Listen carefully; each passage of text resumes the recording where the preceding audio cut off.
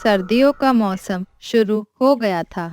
सभी पक्षियों ने अपने अपने घरों की मरम्मत कर ली थी।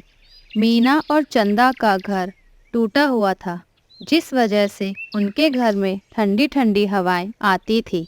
एक दिन, मीना बहन, ये ठंड तो दिन पर दिन बढ़ती ही जा रही है। मेरा घर तो जगह जगह से टूटा हुआ है, जिसमें ठंडी ठंडी हवाएं आती है और फिर ठंड भी बहुत ज़्यादा लगती है।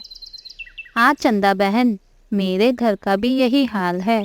अगर हमने हमारे घरों को ठीक नहीं किया तो हम फिर ठंड से ही मर जाएंगे, और मेरे पास तो ज़्यादा पैसे भी नहीं जो मैं अपने घर की मरम्मत करवा सकूं।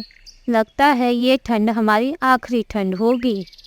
नहीं नहीं मीना, मुझे इतनी जल्दी नहीं मरना। अभी तो मेरी ठीक से जवानी भी नहीं आई है। मीना चंदा की बातों पर हंसने लगती है। लेकिन हम करें भी तो क्या, तुम ही बताओ अब। मेरे पास एक तरकीब है। क्यों ना हम दोनों मिलकर एक नया और मजबूत घर खरीद लेते हैं, और हम दोनों ये सारी सर्दियाँ एक साथ ही बिताएंगे। ठीक है चंदा बहन, हम दोनों मिलकर बड़े से एक घर खरीद लेते हैं। थोड़े पैसे आप देना और थोड़े पैसे मैं दूंगी। फिर वह दोनों मिलकर एक नया घर खरीदने के लिए अपने पास जमा पैसे लेने जाते हैं और पैसे लेके उसी जगह आ जाते हैं। मीना, तुम्हारे पास कितने पैसे हैं? चंदा बहन, मेरे पास तो सिर्फ 1000 रुपये ही निकले हैं। और तुम्हारे पास? मेरे पास तो पूरे 1002 रुपये निकले हैं। तो फिर चलो हम दोनों मिलकर इन पैसों से एक नया और मजबूत घर बड़ाई से खरीद लेते हैं, जिससे हम जल्द से जल्द इन सर्दियों से बच सके। फिर वह दोनों मिलकर अपने जमा किए हुए पैसे लेकर एक बढ़ई के पास चली जाती हैं और वहां जाकर एक नया और मजबूत घर खरीद लेती है, और फिर एक मजबूत पेड़ देख उस पर अपना घर लगा लेती हैं। चलो चंदा बहन, हमारे नए घर में अब हम भी इस सर्दी में बच जाएंगे। हाँ मीना, चलो अपने नए घर में। आज तो मैं आराम से सोऊंगी। वह दोनों घर के अंदर चली जाती है और फिर मीना चंदा से कहती है, चंदा बहन, शाम होने वाली है। मैं बाहर जाकर भोजन का इंतज़ाम कर लेती हूँ। आप घर का ही ध्यान रखना। ठीक है मीना, तुम भोजन ले आओ। मैं घर का अच्छे से ध्यान रखूँगी। अब मीना भोजन की तलाश में निकल जाती है और चंदा नए घर में आराम कर रही होती है। ये घर तो बहुत ही अच्छा है। इसमें तो कहीं से भी हवा नहीं आ रही है। ये घोंसला भी कितना नरम और गर्म है। मैं तो इसमें ही सोऊंगी। चिड़िया इस दूसरे घोंसले में ही सोएगी। इस दूसरे घोंसले में तो सोने में मज़ा भी नहीं आएगा। और वैसे भी मैंने इस घर को खरीदने में चिड़िया से 2 रुपये ज़्यादा दिए हैं, तो इस घर पर ज़्यादा हक मेरा ही हुआ। अब मीना भी भोजन लेकर अपने नए घर में आ जाती है और फिर चंदा और मीना भोजन खाकर सोने लगती है। चंदा जल्दी से उस नरम घोंसले में सो जाती है और मीना दूसरे घोंसले में सोने चली जाती है। मीना, क्या तुम्हें नहीं लगता कि अब आगे जाकर ठंड और बढ़ने वाली है? हमें भोजन अभी से जमा कर लेना चाहिए। हाँ चंदा बहन, अब तो ठंड और बढ़ जाएगी और बर्फ़ भी गिरने लगेगी, तो अब हम दोनों को मिलकर अभी से भोजन की तलाश कर लेनी चाहिए। तो फिर अब आप भी मेरे साथ ही चलना भोजन ढूंढने। नहीं नहीं मीना, घर की देखभाल के लिए भी तो कोई होना चाहिए घर में। तो फिर ऐसा करते हैं, मैं घर का ध्यान रखूंगी और तुम भोजन जमा कर लो। अच्छा तो फिर ठीक है, आप घर में ही रहे, मैं ही जाऊंगी भोजन ढूंढने। अब अगले दिन सुबह सुबह ही मीना भोजन की तलाश में चली जाती है। वह कुछ दिन इसी तरह पूरा दिन घर से बाहर भोजन की तलाश करती और शाम को उस सख्त घोंसले में ही सोती। आगे कहानी देखने के लिए चैनल को सब्सक्राइब करें।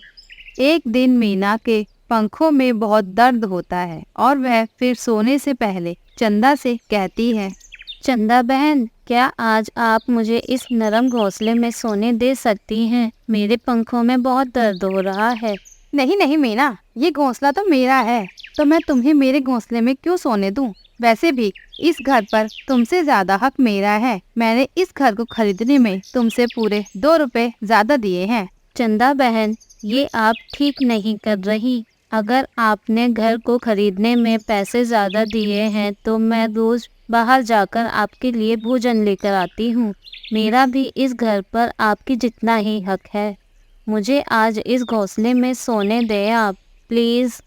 इतना कहते ही चंदा मीना से लड़ने लगती है और उसे भरी ठंड में घर से बाहर निकाल देती है। मीना भी रोते रोते वो रात एक पेड़ पर बने घोंसले में जैसे तैसे निकाल देती है और सुबह वह पेड़ से निकलकर धूप में जाके एक पेड़ पर उदास बैठ जाती है। मीना जहाँ बैठी थी उसी पेड़ के बगल में एक कद्दू की बेल थी। वह कद्दू मीना को उदास देख उससे बोलता है, क्या हुआ चिड़िया, तुम उदास क्यों हो? और इस ठंड में तो कोई भी पक्षी बाहर नहीं निकलता और तुम यूं पेड़ पर बैठी क्या सोच रही हो?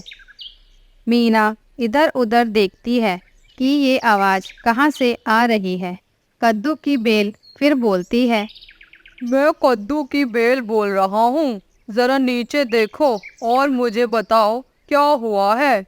मीना जल्दी से नीचे देखती है और उसके पास जाकर चंदा ने जो मीना के साथ धोखा किया उसके बारे में बताती है।